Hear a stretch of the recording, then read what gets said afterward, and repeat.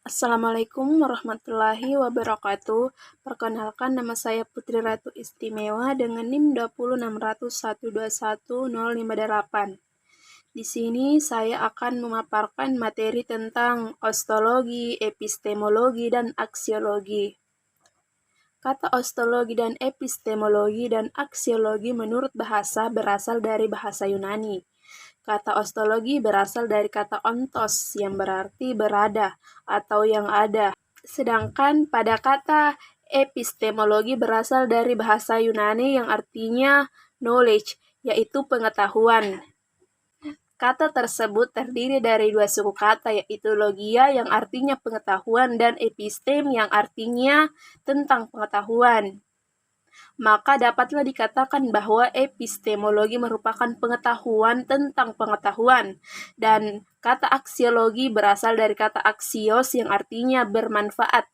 Ketiga kata tersebut ditambah dengan kata logos, berarti ilmu pengetahuan, ajaran, dan teori. Saya akan membahas tentang ontologi, di mana ontologi adalah bagian filsafat yang paling umum atau merupakan bagian dari metafisika, dan metafisika merupakan salah satu bab dari filsafat. Metafisika membicarakan segala sesuatu yang dianggap ada, mempersoalkan hakikat.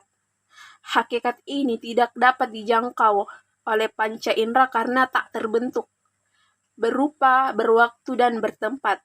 Dengan mempelajari hakikat, kita dapat memperoleh pengetahuan dan dapat menjawab pertanyaan tentang apa hakikat ilmu itu.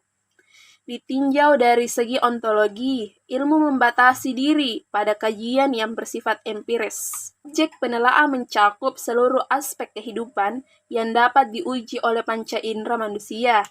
Secara sederhana dapat dikatakan bahwa hal-hal yang sudah berada di luar jangkauan manusia tidak dapat dibahas oleh ilmu karena tidak dapat dibuktikan secara metodologis dan empiris. Sedangkan ilmu itu mempunyai ciri tersendiri, yakni berorientasi pada dunia empiris.